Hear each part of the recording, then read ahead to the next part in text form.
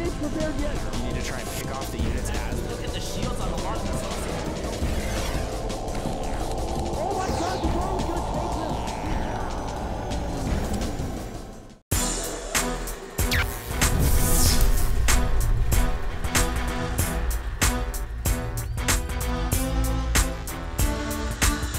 Alright guys, thanks for joining us. This is Cat's Pajamas. And this is Pain User. And we are back for more IPL 2 matches. This is more winners bracket round 1. Here we have 6 Jacks. CocoA spawning as our Orange Terran player down at the 6 o'clock position on Terminus. His opponent, and while not trying to be too biased, my boy, it's Duckload WhiteRa, spawning as our red Protoss player. Oh, special tactics ahoy. I can't wait to see what both these players are going to bring, though. Promises to be a good game. Terminus, of course, that very fun, huge macro map. So easy to take 3 bases. Would expect nothing less than a massive macro game. Yeah, I mean, CocoA, one of those new Terran players, 4-6 Jacks. They have a great Terran squad now. They have him and Major, both really talented players. CocoA, actually one of the more surprising qualifiers for IPL 2, along with TQ State and a few others, but definitely one of the underdogs of the tournament, and taking on WhiteRa in the first round is not exactly the best possible situation you could put yourself into, but it's luck of the draw, well, lack thereof of luck.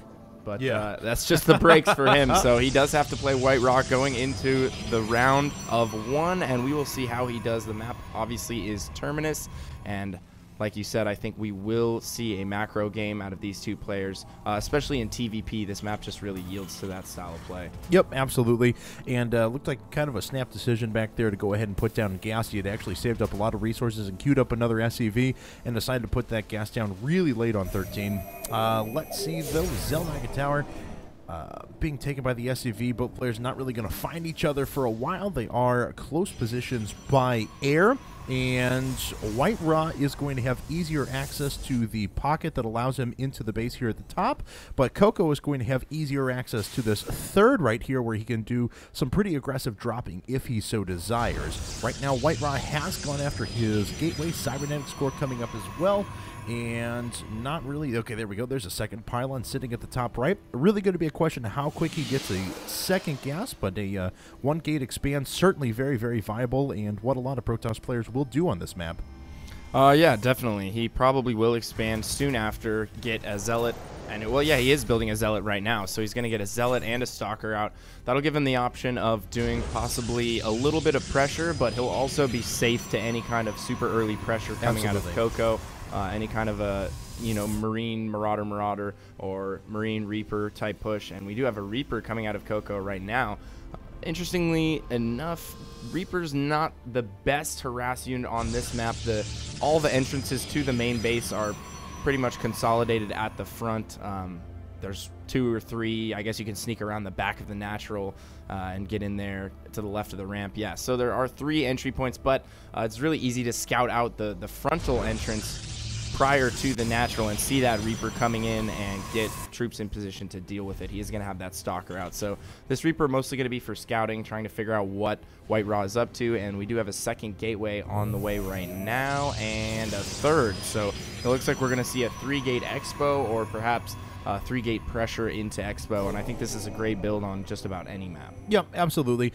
And looks like CocoA is actually going after the early command center, and he's not going to have a ton of units up initially, so especially if WhiteRa, it looks like he's actually committing over to Concussive Shell Concussive Shell Marauders at this point. WhiteRa running away with his probe there. He's going over to Concussive Shell Marauders, and he's not going to have a ton of units prepared if WhiteRa does a pretty strong 3-gate attack, and Expo's behind it like you were hinting at before.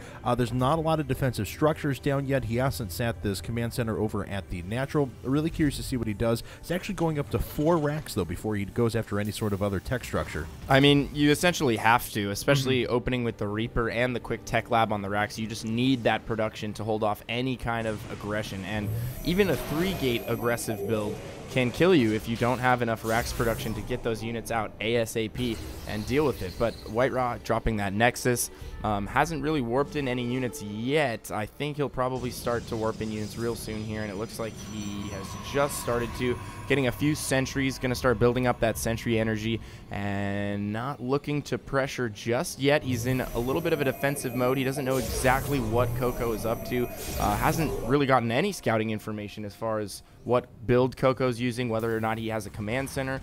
Didn't send a secondary probe, although that might have been a wise decision considering there was a Reaper out on the field. Probably could have denied most of that scouting, and he is warding that Reaper off with his Stalker right now. They're both playing a little bit of cat and mouse in mid right now, trying to get control over those Xel'Naga towers.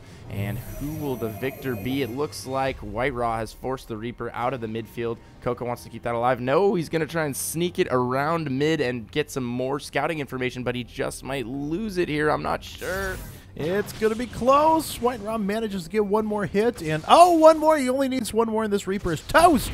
Bye-bye, Reaper. Oh, he didn't even have the cool jetpack animation. He just exploded. It just kind of went down. Oh, but it's okay because his death is going to be avenged by a pack of Marauders and Marines. So now CocoA's going to make his way across. WhiteRa, though, has a good number of force fields. More than enough. And it looks like he's going to be able to get in with those Zealots, although he has a few trapped behind, and that's not the situation he wants to really find himself in, although he is forcing those units back from CocoA. He's going to make his way back. It looks like WhiteRa went to a 3-gate robo builds. Will probably transition into some sort of a 6-gate robo on a couple of bases.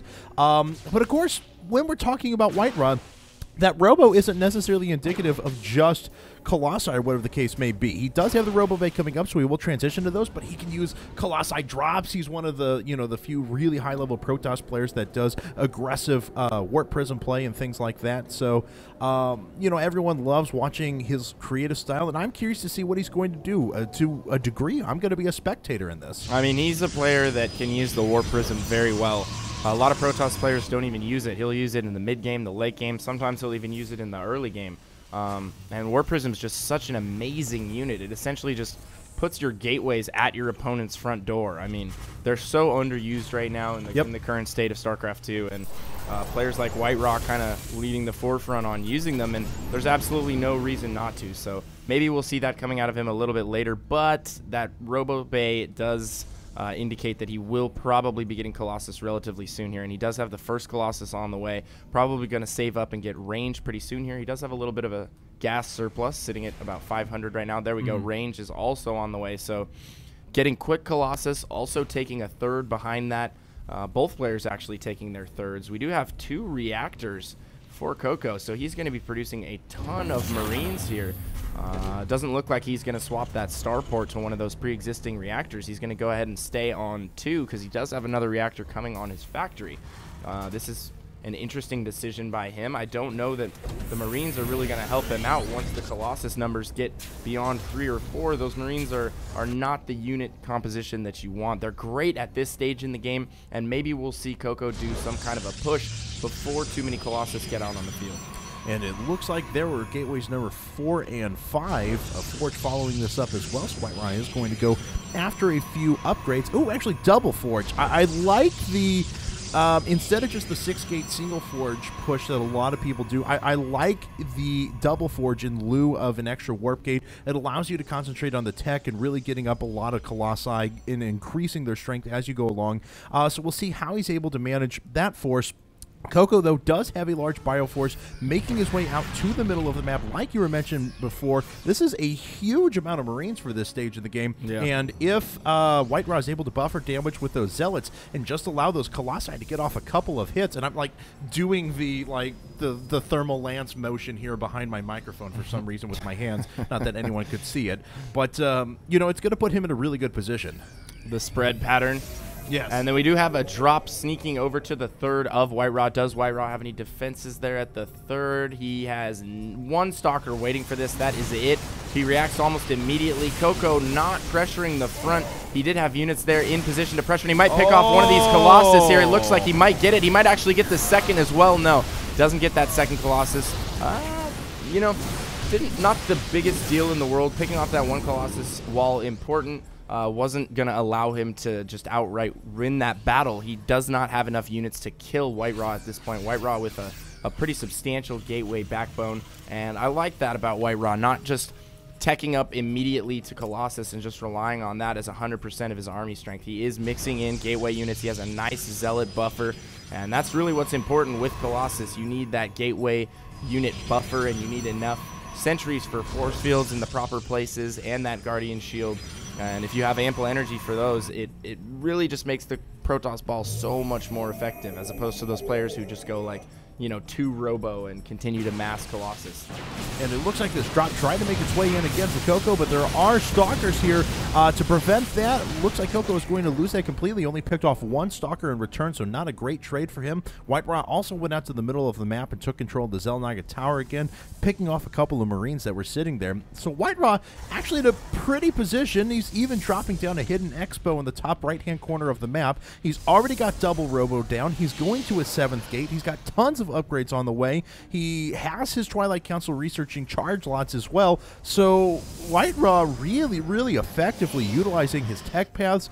I like the fact that he's committing down the Robo and Gateway tech path as well, and not just wildly going to invest a bunch of tech. I've seen too many players that feel that they're ahead, invest in way too many tech paths, and then just get crushed by a follow-up relatively low upgraded Bioforce out of Terran players. So WhiteRa just playing this so intelligently. And I absolutely love the fact that he has his upgrades going much earlier than CocoA. He's got 2-2 on the way. CocoA just recently starting his 1-0. He hasn't actually put that 2nd engineering bay into use just yet. And keep in mind, his engineering bays were very late.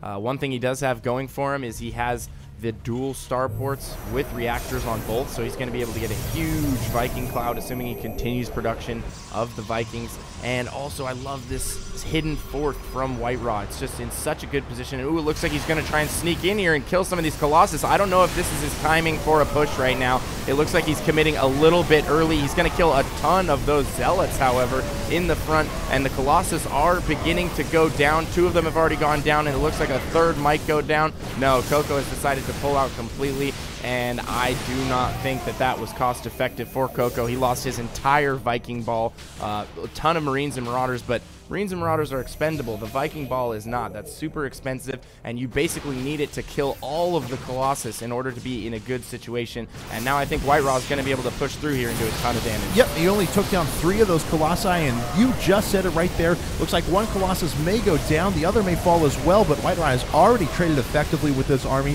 He's going to be able to neutralize the rest as well. Good force fields were going down as well, preventing most of the Marauders from attacking these ranged units here in the Stalkers. Now the Stalkers are finally going to go down, but that's going to give WhiteRa a good bit of time to sit back at his base and just replenish. He already has a couple more Colossi out. He already has a good number of Zealots, and he is going to make his way right back across. You were talking about that hidden 4th. He's already got... Love it. He's got 1 probe on it for the time being. He'll transfer some more over there in a bit. He also has his 5th coming up at the same time that CocoA is dropping down his 4th. So WhiteRa is always going to maintain 1 base up. He'll be on that rich Vespian Geyser as well. This is not likely to be scouted, as any possible drop pass would probably come around the bottom or through the middle. So yeah, really good positioning there. I just am trying not to let my fanboyism come out too much, but I love the way WhiteRa's playing this game. I really do. Well, yeah, he's definitely ahead at this point. I wouldn't count CocoA out of it whatsoever. We do have High Templar on the way right now, 5 warping in, and ooh, CocoA looks like he's going to come real close to scouting that hidden Expo, but not quite.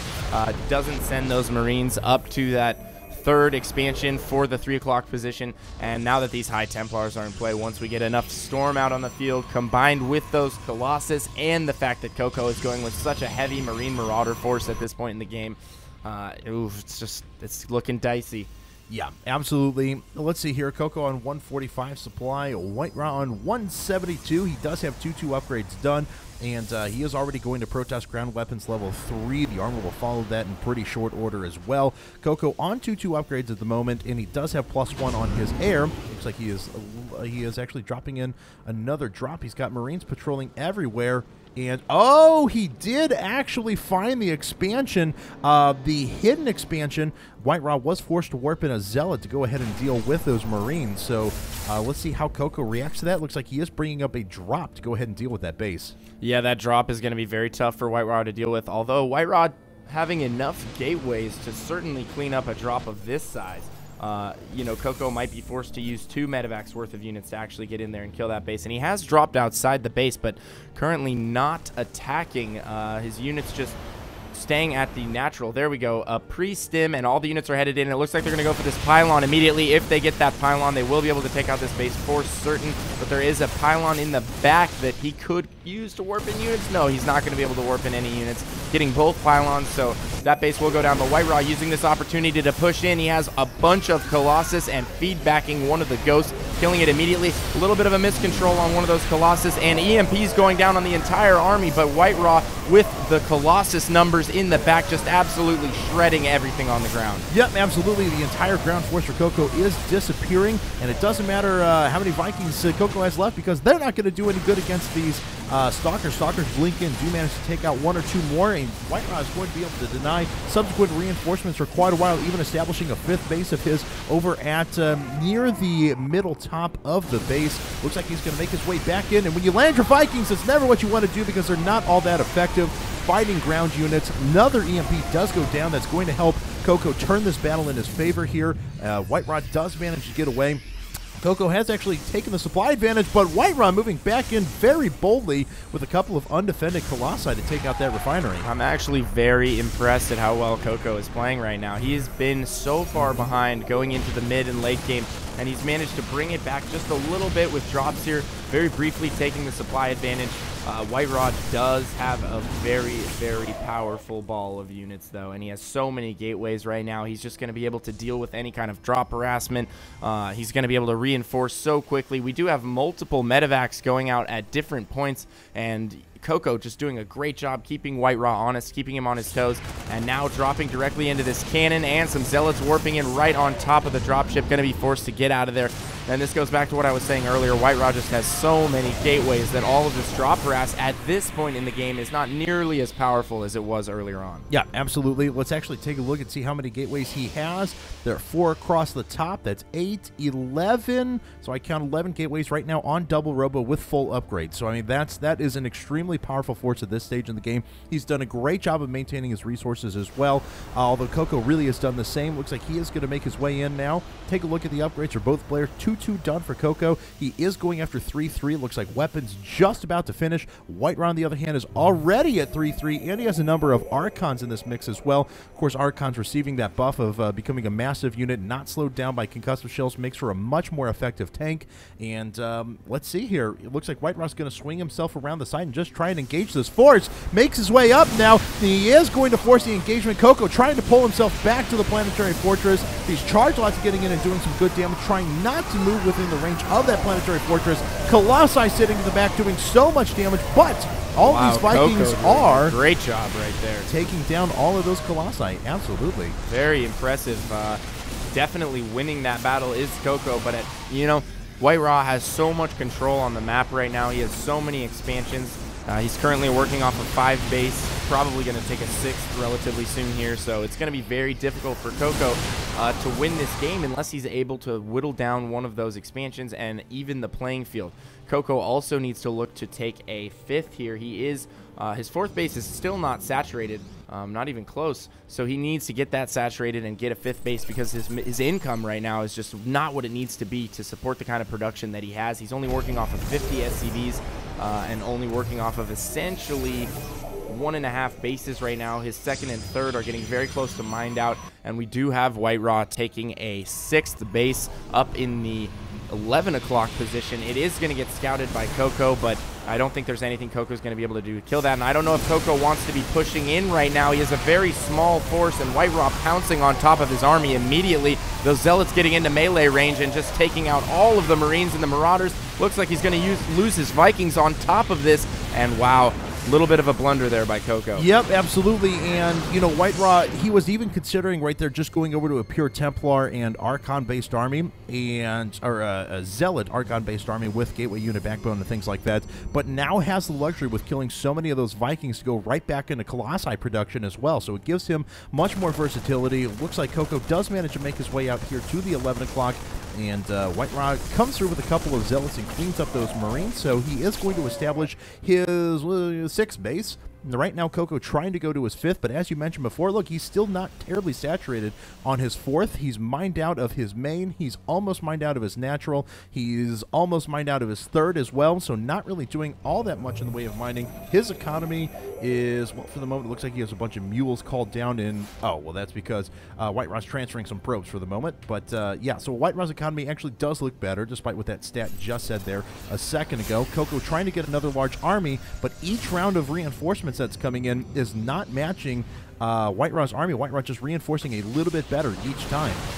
Yeah, CocoA really needs to be on top of the SCV production. He's falling so far behind. He's sitting 20 behind right now. When he watches this replay in the future, he's going to be like, oh, man, I really should have been building SCVs for the mid and late game. He stopped at about 50. I think has just completely forgotten. He must be feeling that he's sitting around 70 at full saturation, but he's not even close. So WhiteRa just with a vastly superior income in terms of gas and minerals. One thing that CocoA does have going for him is that when maxed, his army will be not considerably larger, but large enough that it will help him turn the tide of a major engagement.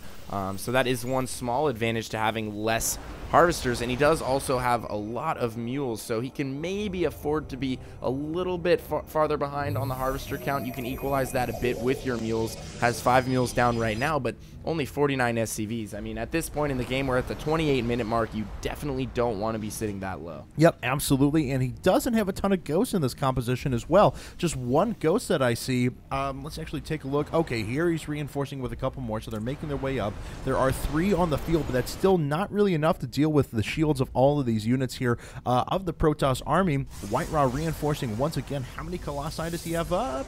He has 4 Colossi, 4 Templar, a couple of Archons, and a ton of 3/3 Stalkers and Zealots. Looks like he's going to Protoss Plasma Shields level 2. That Plasma Shield upgrade actually very, very good for the new Archon, the new Archon style, allowing them to tank much more damage.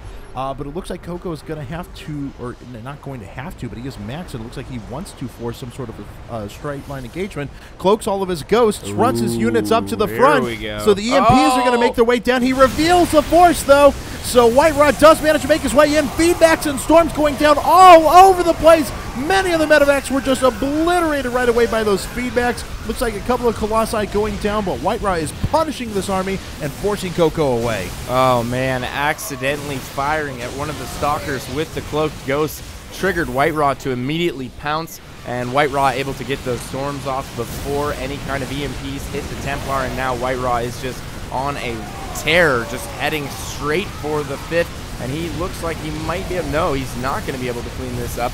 CocoA actually holding on by the skin of his teeth, and he keeps on doing this. Every time I think he's down and out, I think he's going to get absolutely ran over. He falls back to the planetary fortress, uses his reinforcements in conjunction with his army, gets a very good spread, a lot of surface area, and is able to clean up WhiteRa's army. But the problem is every time CocoA attempts to make a maneuver on WhiteRa's side of the map, he just gets absolutely demolished. We've seen it happen twice already. And what?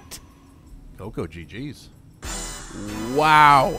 That was quite IPL-esque right there. Now, I think we can agree that CocoA was behind in the way that... Oh, there's no doubt about it. Yeah, but look the at way the supplies right now. Exactly. Yeah, I think it was 120 to 120. 120 to 109. And take out the difference in workers, and CocoA actually had the larger army right now. But... we could agree that WhiteRa was ahead. WhiteRa's on 7 bases. He was mining quite a bit, things like that. But CocoA was holding off those attacks pretty well. And if he had tried to establish a couple more bases, you would at least would have thought that he would have tried to fight it out. I have the funny face on right now. The funny face on? I'm lost. I'm at a loss for words. I don't know exactly why players continue to leave. Look, the bottom line is you're in a tournament playing for $50,000. Okay? If it's a practice game, I totally understand. If it's a tournament for $1,000 and you're really not that interested, I understand. When you're playing for $50,000, much stranger things have happened. Oh, yeah. As far as people coming back from a deficit of this size, I mean... I think we can remember Nesty and the GSL last time Absolutely. around. Came back so many times from games. I'm pretty sure I remember Artosis and Tasteless looking dumbfounded as they sat there and watched Nesty make his way into the finals from amazing comebacks. It's not to say that there was a high likelihood of CocoA coming back, but with the way he was managing his drops before, who's to say what could happen if he got off a couple of key drops? Wow. Or something. Anything. Anyways, yep. Regardless of what we think about the situation, CocoA did drop the GG, and as we can see, CocoA has left the game. So So we are. great game nonetheless. Very back and forth. Yeah, 31-minute macro game on Terminus. Both players going up to 5 bases. WhiteRa actually up to 7 there at the end. He did have the 7th base on the way. It was done, actually. Yeah. So WhiteRa certainly with an advantage. That 7th base could have been easily killed. No defenses there. A couple drops. A few good engagements, and you're back in the game. But WhiteRa, very well played. Had just absolute control over the game. I felt like was never really in a position where his lead was jeopardized. There were a few points where he lost his army, but I think he could have afforded to at all the points where he did in fact lose it. So. Yeah, absolutely. He was always keeping his resources in good check as well. Even at the end, he was in prime position to just reinforce with a couple more rounds off of that ridiculous number of gateways that he had. So congratulations to WhiteRa. He takes game number 1. We're going to head into game number 2 in just a second, guys, so don't go anywhere.